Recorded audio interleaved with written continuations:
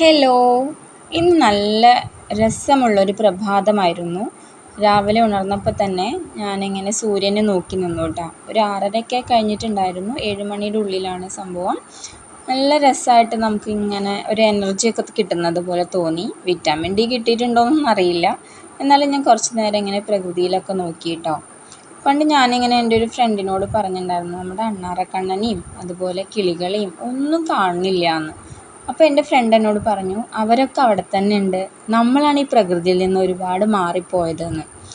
അവൾ പറഞ്ഞത് വളരെ ശരിയായിരുന്നു. ഇപ്പം നമ്മളിങ്ങനെ സ്കൂളൊന്നും ഇല്ലാതെ ഫ്രീ ആയിട്ട് നിൽക്കുമ്പോൾ നമ്മുടെ ചുറ്റുപാടുള്ള പ്രകൃതിയിലേക്കൊക്കെ നോക്കുമ്പോൾ അവരൊക്കെ അവിടെ ഉണ്ട്, നമ്മളാണ് ശരിക്കും അവരിൽ നിന്ന് മാറിപ്പോയത്.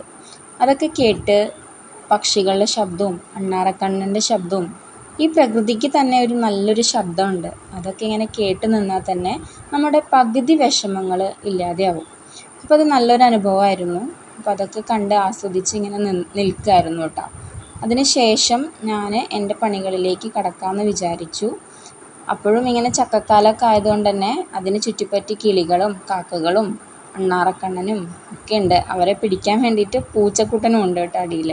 അപ്പോൾ അതൊക്കെ നല്ല രസമുള്ളൊരു അനുഭവമാണ്. അതിന് ശേഷം ഞാൻ എന്തായാലും വസ്ത്രങ്ങളൊക്കെ അലക്കാനായിട്ട് ഇട്ടിട്ടുണ്ട്. അത് കഴിഞ്ഞ് വരുമ്പോഴേക്കും കുറച്ച് സമയമെടുക്കും. അപ്പോൾ മുകളിലെ റൂമിലൊന്ന് കയറി നോക്കിയതാണ് കേട്ടോ. അവിടെയാണ് ശരിക്കും പറഞ്ഞാൽ നമ്മുടെ അംഗം. എല്ലാ തുണികളും ഞാനിതുപോലെ കട്ടിലിന് മുകളിൽ കൊടുന്നിടും. ചില ദിവസങ്ങൾ മടക്കാൻ പറ്റിയിട്ടുണ്ടാവില്ല. അപ്പം തന്നെ അത് കുന്നുകൂടിയിട്ടായിട്ടുണ്ട് കേട്ടോ. അതിന് ശേഷം സ്കൂൾ അടച്ചപ്പോൾ സ്കൂളിലെ മക്കളുടെ പുസ്തകങ്ങളും അതുപോലെ എൻ്റെ പുസ്തകങ്ങളും ഒക്കെ കൊണ്ടുവന്നത് ഇവിടെയൊക്കെ തള്ളി വെച്ചിട്ടുണ്ട്. അപ്പോൾ ഇനിയിപ്പോൾ പതുക്കെ നമുക്കതൊക്കെ പൊടി തട്ടി എടുക്കേണ്ട ഒരു കാര്യമായിട്ടുണ്ടല്ലേ. അപ്പോൾ അത് മറക്കണ്ട എന്ന് വിചാരിച്ചിട്ട് ഞാനെല്ലാം ഇന്ന് തന്നെ ചെയ്യാമെന്ന് വിചാരിച്ചു. നോക്കുമ്പോൾ കുറേ പുസ്തകങ്ങളൊക്കെ കട്ടിൻ്റെ അടിയിലുണ്ട് കേട്ടോ. ശരിക്കും പറഞ്ഞാൽ ഞാൻ പഠിച്ചിരുന്ന കാലത്തുള്ള പുസ്തകങ്ങൾ വരെ എൻ്റെ കയ്യിലുണ്ട്. എന്തിനാണ് അത് സൂക്ഷിച്ചിരിക്കണമെന്ന് അറിയില്ല. കുറച്ച് നേരം ഇങ്ങനെ നിന്നിട്ട് എന്ത് വേണം എന്നുള്ളൊരു ഇതായിരുന്നു. പിന്നെ എല്ലാം ഒതുക്കി അടുക്കി പെറുക്കി വെച്ചു. ഈ കാണുന്ന സാധനം നമുക്ക് വളരെ ഒരു ആശ്വാസമുള്ളതാണ് കേട്ടോ. എന്തെങ്കിലുമൊക്കെ എഴുതുമ്പോൾ നമുക്ക് ബെഡിലിരുന്നിട്ട് ചാരിയിട്ട് സുഖമായിട്ട് എഴുതുകയൊക്കെ ചെയ്യാം. അപ്പോൾ അത് മക്കൾക്ക് വേണ്ടി മേടിച്ചതാണ്, നമുക്കും യൂസ് ചെയ്യാം കേട്ടോ.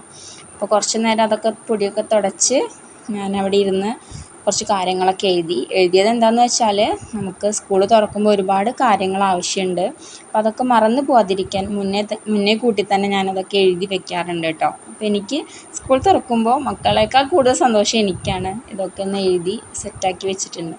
അതിന് ശേഷം നമ്മളൊന്ന് ഒരു ചെറിയൊരു നെയ്ച്ചോറും ചിക്കനൊക്കെ ആയിട്ട് ഉച്ചയ്ക്ക് പരിപാടിയൊക്കെ സൂപ്പറാക്കി. അതിന് ശേഷം വന്നിട്ട് വീണ്ടും റൂമൊക്കെ ക്ലീൻ ചെയ്തു. ഇപ്പോൾ ഇതാണ് റൂമിൻ്റെ അവസ്ഥ. വളരെ ശാന്തമായിട്ടുള്ളൊരു റൂമായിട്ട് ഇപ്പോൾ തോന്നുന്നുണ്ട് കേട്ടോ. നമുക്ക് സമയം കിട്ടുമ്പോഴൊക്കെ നമ്മളത് ചെയ്യാറുണ്ട്. എന്നാലും ചില സമയത്ത് നമ്മളിങ്ങനെ എല്ലാം കൂടി കൂട്ടിയിടും. അപ്പോൾ പറ്റുമ്പോൾ ഇനിയിപ്പോൾ സ്കൂൾ തുറക്കായില്ലേ, അതുകൊണ്ട് എല്ലാം നേരത്തെ തന്നെ ചെയ്തു വെച്ചു.